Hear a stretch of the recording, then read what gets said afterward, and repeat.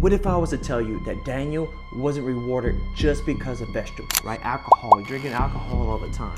Everyone skips this, and I want to tell you this. McDonald's, Carl's Jr., Subway, all that crap that you see in Walmart, and listen to everything I tell you. So we're gonna start from the beginning, okay? So we're gonna look at Daniel 1, okay, from the beginning. In the 3rd year of the reign, Jehoiakim, What? Bro, what are you talking about, man? king of Judah, Nebuchadnezzar, king of Babylon, it's hard, okay, to Jerusalem and besieged it. And the Lord gave Jerome, king of Judah, into his hand with some of the articles, house of God, which he carried unto the land of Shinar to the house of his God, and he brought the articles into treasure house of his God. Then the king instructed Ephesenaz, the master of his eunuchs, to bring some of the children of Israel and some of the king's descendants and some of the nobles, young men, in whom there was no blemish, but good looking, gifted in all wisdom, possessing knowledge and quick to understand, who had ability to serve in the king's palace, and that they might teach the language and literature of Chaldeans. The king appointed for them a daily provision of the king's delicacies and the wine he drank, and the 3 years of training for them, so that at the end of that time they might serve before the king. Okay, he had Daniel, Hananiah, Mishael, and Azariah. That's how you say it. But anyways, let's skip to 8. But Daniel proposed in his heart that he would not defile himself with the portion of the king's delicacies, nor with the wine which he drank.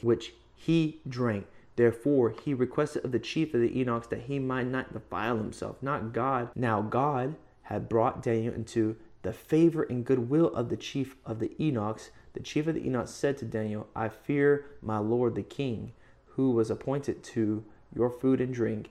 For why should he see your faces looking worse than the young men who your age? Then would endanger my head before the king. He didn't want to defile God. And where is God located? I won't tell you. I won't tell you where God's located until you listen to the very end. So Daniel said to the steward from the chief of the eunuchs, starting at 11, said over Daniel, Hananiah, and Mishael, Azariah, please test your servants for 10 days. Let them give us vegetables to eat and water to drink.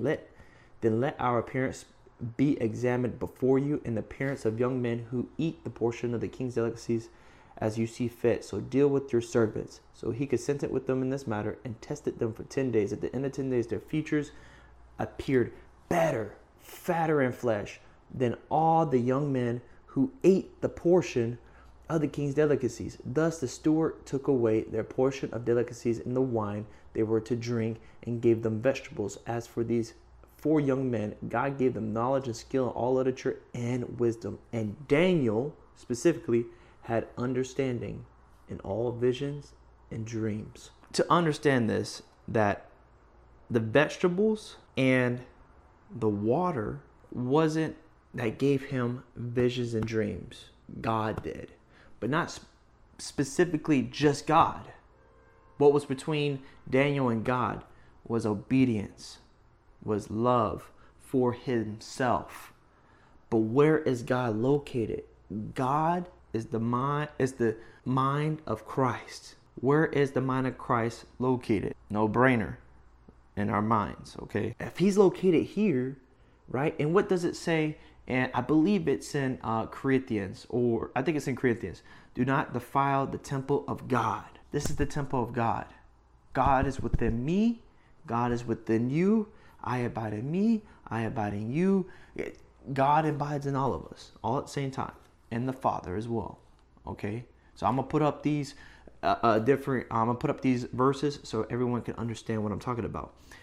But do you not understand that the wine and the foods that the king had, they were worshiping other gods besides Christ, besides Jesus, besides Abba, the Father, right?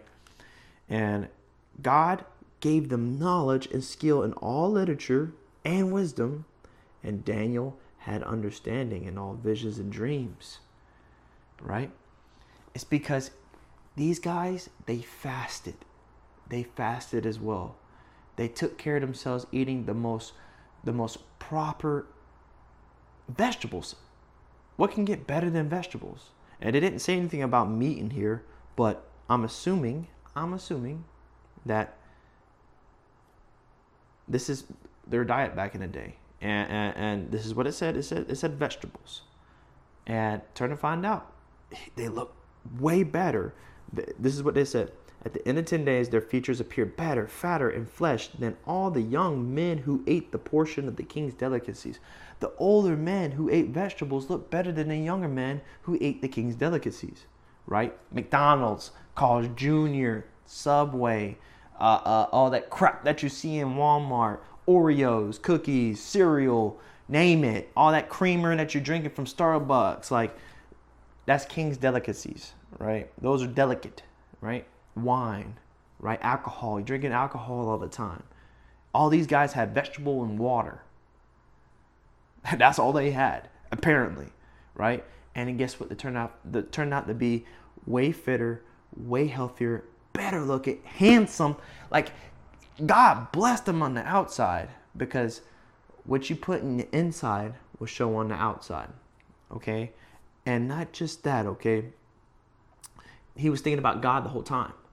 So, okay, I'm going to tell you what exactly, right? What I think what I think, okay? Based on what God is talking about. Talk about the mind here. This is all within the mind. What you think about, because all the young men were thinking about was the king's delicacies. That was what on their mind. But Daniel, all rest of the three other people, right, other men, were thinking about God. How can I feed God to be able to think? I'm gonna leave that part out to the very end. Now, let's get to 18. Now, at the end of the days, when king had said they should be brought in, that the chief of eunuchs brought them in before the booch. I'm going to just say no booch. Then the king interviewed them, and among them all none was found like Daniel, Hananiah, Mishael, and Azariah. Therefore they served before the king. In all matters of wisdom and understanding about which the king examined them, he found them 10 times better than all the magicians and astrologers who were all in this realm, all in his realm. Thus Daniel continued with the first year of King Cyrus. Now there's a verse in here that's very keen.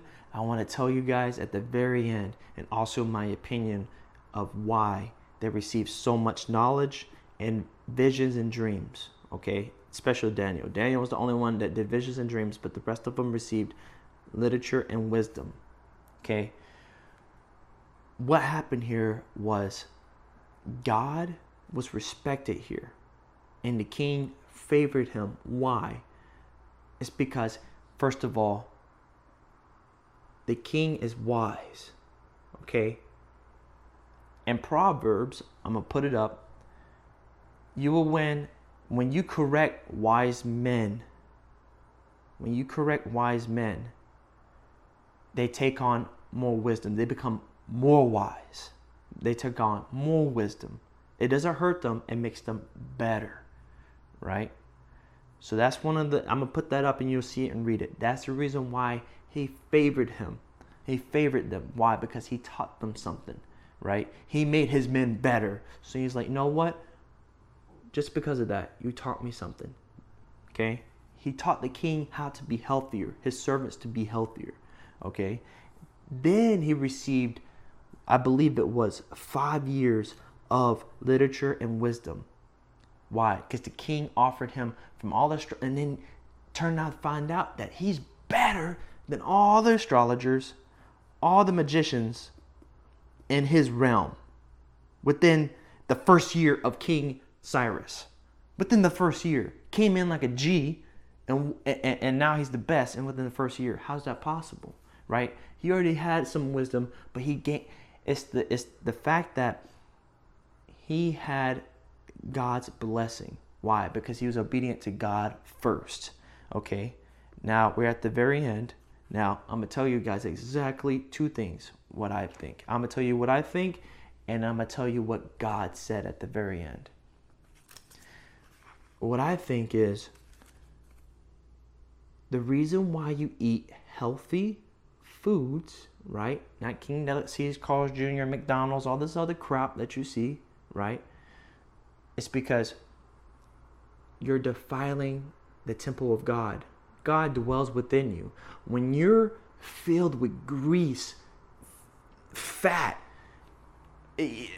what you put in is going to show on the outside. So these guys, they didn't say it, but let's think about it. They had acne, real bad acne.